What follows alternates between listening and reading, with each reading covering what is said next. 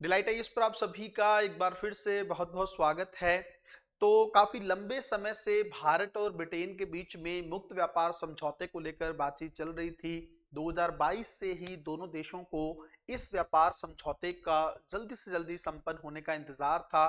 तो आखिरकार भारतीय प्रधानमंत्री ब्रिटेन गए और वहां पर अब जो है चीजों को फाइनलाइज कर लिया गया है। भारत और ब्रिटेन के बीच में काफी लंबे समय से प्रस्तावित जो एफटीए था, मुक्त व्यापार समझौता है, उसको संपन्न कर लिया गया है। इस समझौते को किस देश को कितना बेनिफिट होने वाला है, दोनों देश जो हैं इसको लेकर किस तरह की रणनीति बनाकर चल रहे हैं, आने वाले समय में किस तरह के जो चेंजेस हैं इसके अंदर देखने को मिल सकते हैं, इन सारी चीजों को लेकर हम लोग गहराई से बात करेंगे। सबसे पहली चीज तो मैं आसान भाषा में आप लोगों को बता देना चाहता हूं कि मुक्त व्यापार का मतलब है कि कम से कम बाधाएं जो हैं ट्रेड को लेकर होनी चाहिए, है ना। अगर हम लोग फ्री ट्रेड एग्रीमेंट को लेकर बात करें तो दो देशों के बीच में ये इस तरह का एक समझौता होता है कि कम से कम टैरिफ जो हैं दोनों देशों के उत्पादों पर लगे। जैसे अगर हम लोग बात करें नॉर्मली, अगर आप देखेंगे जब से एलपीजी रिफॉर्म्स भी भारत ने किए हैं तब से भारत लगातार एफर्ट कर रहा है कि अंतर्राष्ट्रीय अर्थव्यवस्था के साथ भारत जो है एकीकृत हो सके, ज्यादा से ज्यादा अंतर्राष्ट्रीय व्यापार में के चलते भारत को भी फायदा मिले, है ना। तो ब्रिटेन भी, क्योंकि आपको पता है कि 2020 में ब्रिटेन जो है यूरोपीय संघ है उससे बाहर हो गया था, यूरोपियन यूनियन से ब्रिटेन एग्जिट हो गया था। उसके बाद से ब्रिटेन भी तलाश में था एक बहुत बड़े बाजार के, और मुझे लगता है भारत से बेहतर ऑप्शन जो है उसके लिए नहीं हो सकता था।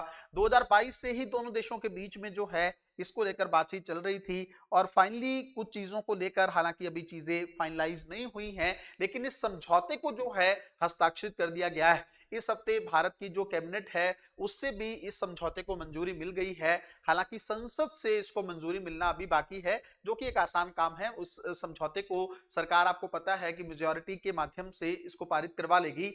अब बात यह है कि समझौते में कौन कौन सी चीजों को लेकर बातचीत की गई है। अगर मोटे तौर पर मैं आप लोगों को एक बात बताऊं तो आप बहुत अच्छे से जानते हैं कि ब्रिटेन से बहुत सारी चीजें आयात करता है भारत, जैसे विस्की वगैरह जो है ब्रिटेन की काफी ज्यादा आती है। एरोस्पेस वाले जो चीजें हैं या एयर इंडस्ट्री को जो आर्टिकल्स वगैरह चाहिए होते हैं या जो सामान चाहिए होता है वो भी ब्रिटेन से मिलता है। मेडिकल उपकरण जो है ब्रिटेन से हम लोग काफी सारे आयात करते हैं, तो इनको लेकर काफी सारा जो टैरिफ है सरकार की तरफ से, भारत की तरफ से कम कर दिया जाएगा। अगर मैं विस्की की बात करूं तो इस पर लगभग 150% के आसपास का टैरिफ भारत लगाता था ब्रिटेन से आयात करने पर, ताकि भारत में वो बहुत ज्यादा कॉस्टली सेल हो सके। अब इसको कम करके लगभग 75% कर दिया जाएगा। इसका मतलब 50% की जो कटौती है इसके अंदर की गई है, और इसको 75% से आगे चलकर 40% तक लाने की भी बात कही गई है। तो कहीं ना कहीं पे ब्रिटेन के लिए बहुत अच्छी खबर है। जिस चीज को लेकर वो अपनी सेल बढ़ाना चाहता था उसको लेकर उसने अपनी सेल को बढ़ाया है। अब बात यह है कि इससे ब्रिटेन को किस तरह का बेनिफिट रहेगा। ब्रिटेन की अगर मैं ओवरऑल बात करूं तो लगभग 5 अरब पाउंड जो है उसको इस समझौते से बेनिफिट होने वाला है। उसकी अर्थव्यवस्था जो है काफी ज्यादा आगे बढ़ने वाली। तो क्या भारत को भी किस तरह का बेनिफिट होने वाला है। आप लोग जानते हैं कि भारतीय प्रधानमंत्री ने 2030 तक भारत के निर्यात को $1 ट्रिलियन तक बढ़ाने की बातें कही, है ना। तो सरकार इस तरह का लक्ष्य लेकर चल रही है, तो ब्रिटेन उसके लिए एक बेहतर विकल्प हो सकता है।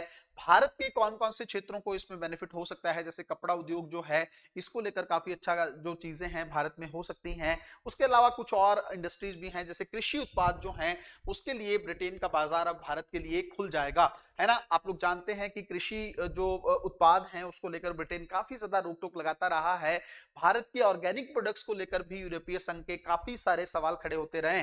तो इन सब चीजों को बेनिफिट जो है भारत की तरफ से इस समझौते के माध्यम से हो सकता है। उसके अलावा अगर हम लोग बात करें इस ट्रेड डील में कौन कौन सी चीजें हैं जिसको लेकर अभी दोनों देश अभी भी सहमत नहीं हुए हैं, वो ये है कि आप लोग बहुत अच्छे से जानते हैं कि ब्रिटेन जो है अगले साल से कार्बन बॉर्डर एडजस्टमेंट टैक्स को लागू करने वाला है ना। अब ये समझौता क्या है, कार्बन टैक्स के तौर पर आप इसको समझ सकते हैं।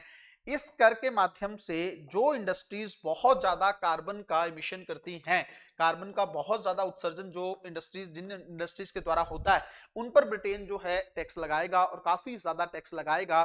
तो इससे भारत का निर्यात प्रभावित हो सकता है। भारत की तरफ से इसको लेकर लगातार चिंताएं जताई गई हैं। जो कि धीरे धीरे शायद इसमें सुधार हो सकता है, दोनों देश किसी एक अंतिम सहमति पर भी पहुंच सकते हैं। उसके अलावा अगर मैं बात करूं आप लोगों की, तो इकोनॉमी के पॉइंट ऑफ व्यू से अगर आप जानेंगे, दोनों देशों ने बात की है कि बहुत जल्द वो बायलैटरल इन्वेस्टमेंट ट्रीटी को लेकर भी चीजों को फाइनलाइज कर लेंगे। आपको पता है कि भारत की तरफ से द्विपक्षीय निवेश संधियां जो हैं, जब ये सरकार आई थी तब उसने काफी सारे देशों से बायलैटरल इन्वेस्टमेंट ट्रीटीज को रद्द कर दिया था, क्योंकि उसके चलते भारत को नुकसान हो रहा था और जो इन्वेस्टर्स थे वो भारत के मैटर्स को अंतरराष्ट्रीय न्यायालयों में लेकर जा रहे थे। क्या होती है द्विपक्षीय निवेश संधि? नाम से ही आप लोग समझ सकते हैं, दो देशों के बीच में इन्वेस्टमेंट को, निवेश को सुरक्षित करने के लिए, उसके अलावा निवेशकर्ताओं को सुरक्षित करने के लिए इस संधि को हस्ताक्षरित किया जाता है। तो इसको लेकर भी अभी मैटर फंसा हुआ है। दोनों देश जो हैं बहुत जल्द किसी ना किसी अंतिम समझौते पर पहुंच सकते हैं, जिसके चलते भी दोनों देशों में इन्वेस्टमेंट जो है बढ़ने की अच्छी खासी उम्मीद हो सकती है। उसके अलावा कौन सी चीजों को लेकर बातचीत की गई है? भारत और ब्रिटेन के बीच में जो आसूचनाएं हैं, है ना, जो इंटेलिजेंस की शेयरिंग है, उसको लेकर भी बातचीत कर ली गई है ना। और इवन उससे पहले प्रत्यर्पण संधि भी दोनों देश जो हैं आपस में साइन करके बैठे हैं। इसके अलावा जो है टेक्निकल इंफॉर्मेशन वगैरह जो है, या जो अपराधियों को लेकर जो डाटा शेयरिंग को लेकर है, उसको लेकर भी इस समझौते के तहत कुछ बातें की गई हैं। तो कहीं ना कहीं पे एक अच्छा समझौता जो है भारत और ब्रिटेन के बीच में हो चुका है। हालांकि ब्रिटेन को अभी भारत की कानूनी और वित्तीय मामलों में, खास करके फाइनेंशियल सेक्टर्स में बहुत ज्यादा पहुंच देने से अभी सरकार ने रोका है। इसको लेकर ब्रिटेन ने थोड़ी सी आपत्ति भी जताई है। ब्रिटेन की तरफ से यह बोला गया है कि इस समझौते के चलते लगभग 2200 के आसपास रोजगार जो है ब्रिटेन के अंदर क्रिएट होगा। वहां पर ब्रिटेन की जो कहीं ना कहीं पे जो विपक्षी कंपनियां हैं, वो वहां पे सरकार को घेरने की कोशिश कर रही हैं कि इस समझौते के माध्यम से भारत से सस्ता श्रम जो है वो जो है ब्रिटेन में आ जाएगा, जिसके चलते ब्रिटेन के लोकल लोगों को रोजगार की हानि हो सकती है। लेकिन इस चीज को ब्रिटेन की वर्तमान सरकार ने पूरे तरीके से खारिज कर दिया है। हालांकि एक अच्छी चीज यहां पर यह है कि जैसे श्रमिक अगर दोनों देशों में जाते हैं तो उनको एक ही जगह जो है सोशल सिक्योरिटी जो है, अपना सामाजिक सुरक्षा अंशदान देना पड़ेगा। जैसे मान लीजिए प्रोविडेंट फंड वगैरह में इन्वेस्टमेंट करनी है, या जो हिस्सा एम्प्लॉइज का बनता है उसको अलग अलग जगह पर देने की जरूरत नहीं पड़ेगी, चाहे वो ब्रिटेन में पे करेंगे या भारत में पे करेंगे। इस चीज को लेकर काफी समय से लेबर्स को लेकर दिक्कत थी, तो ये भी एक सॉल्यूशन जो है दोनों देशों ने निकाल लिया है ना। तो अब ये रोजगार को लेकर तो देखो कितनी सारी चीजें करता है। भारत के 2-3 सेक्टर्स को काफी ज्यादा बेनिफिट हो सकता है। एक तो जो मेडिकल उपकरण है भारत में थोड़े से सस्ते हो जाएंगे। उसके अलावा जैसे अगर हम लोग बात करें एयर इंडस्ट्री जो है, उसके कुछ पार्ट्स वगैरह भारत में सस्ते तरीके से, क्योंकि ज्यादातर सामान जो है हम आयात करते हैं, ब्रिटेन उसमें एक बड़ा आयातक के तौर पर रहता है, तो वहां पर भी हमें थोड़ा सा बेनिफिट देखने को मिल सकता है। क्या आने वाले समय में इस समझौते को लेकर चीजें कुछ और बेटर होने की जरूरत होने वाली है, या कुछ इस चीज को भारत पूरी तरीके से एक्सेप्ट कर लेगा? सबसे पहली चुनौती तो यह है कि संसद की तरफ से इसको मंजूरी मिले, है ना। दूसरी चुनौती कार्बन टैक्स को लेकर होने वाली है। क्या ब्रिटेन उस चीज में भारत को कुछ रियायत देगा?